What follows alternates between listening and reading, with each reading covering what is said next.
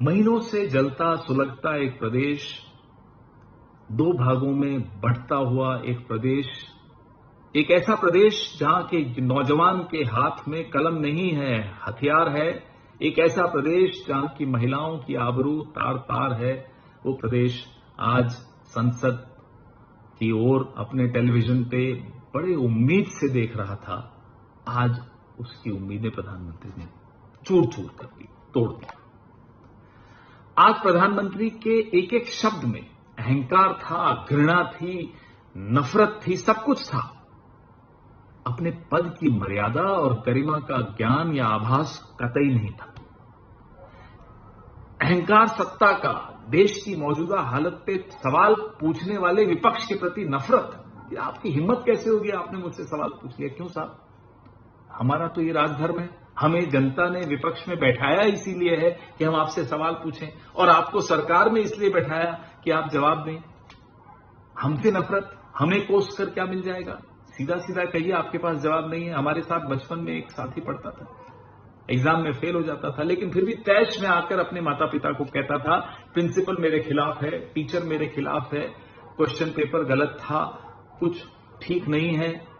कभी नहीं मानता था, कभी स्वीकार नहीं करता था कि मेरी तैयारी ठीक नहीं थी। आज प्रधानमंत्री ठीक उसी बालक की तरह सुनाई दी। लेकिन जिस फूहड़ता का परिचय उन्होंने आज दिया संसद में, वो फूहड़ता देखकर ऐसा अफसोस हुआ कि 140 करोड़ लोगों के ये प्रधानमंत्री, चुने हुए प्रधानमंत्री, दूसरे टर्म के प्रधानमंत्री किस तरह से पेश आ रहे। अफसोस इस बात का भी हुआ कि मणिपुर में बैठा हुआ वो कारगिल का वीर जवान जिसकी पत्नी को निर्वस्त्र करके घुमाया गया मणिपुर की सड़कों पर, वो भी ये डिबेट वो देख रहा होगा, पार्लियामेंट की डिबेट। उसके दिल पर क्या गुजरी होगी, मणिपुर के लोगों के दिल पर क्या गुजरी होगी। ये शोभा देता है। ये प्रधानमंत्री का भाषण था। यह भाषण न मणिपुर के लिए था, न देश की जनता के लिए था। यह भाषण हार की कगार पर खड़ी हुई, टूट चुकी अपनी सेना का मनोबल बढ़ाने भर के लिए था। और अक्सर इतिहास में उदाहरण आपको मिलेंगे कि जब भी एक तानाशाह हार की कगार पर खड़ा होता है, वो ज्यादा आक्रामक दिखाई देता है। जब रशिया की आर्मी, सोवियत संघ की आर्मी बर्लिन में भीतर आ चुकी थी, तब भी हिटलर का प्रचार तंत्र रेडियो के माध्यम से जर्मनी की जनता को जोश दिला रहा था कि साहब हम युद्ध जीत चुके हैं।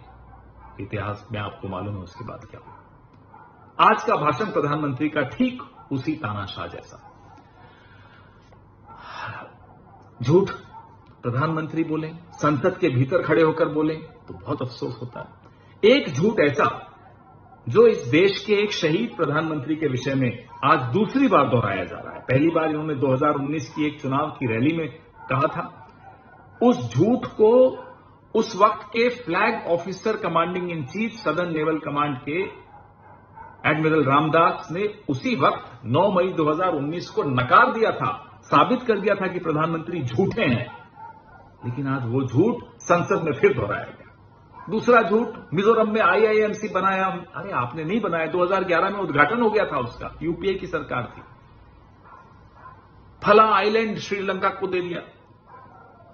सिक्किम का विलय किसने कराया नहीं बताएंगे। बांग्लादेश किसने आजाद कराया नहीं बताएंगे। प्रधानमंत्री हो, पूरे देश के प्रधानमंत्री हो, व्हाट्सएप का ज्ञान मत बांटा करिए आकर संसद में। लोग हंसते हैं, पूरा विश्व हंस रहा है अब आप पर। आप अपने आप को मूर्ख बनाते रहिए कि साहब मैं जब बोलता हूं पूरा विश्व कुछ नहीं सुनता आपकी बात। आपके अपने साथी आज सो रहे थे संसद में, ये स्थिति आ गई आपकी, क्योंकि वो भी आपकी हकीकत समझ गए हैं, जान गए हैं। उन्हें भी अपनी कॉन्स्टिट्यूएंसी में जाकर चेहरा देखना होता है, दिखाना होता है। वो भी परेशान है, क्या जवाब देंगे लोगों को जाकर।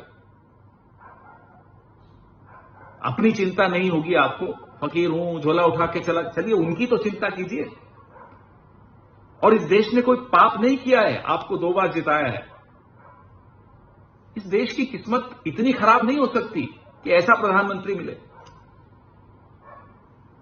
भगवान से, ऊपर वाले से एक प्रार्थना है, इस देश को बचाइए इस तरह के प्रधानमंत्री से।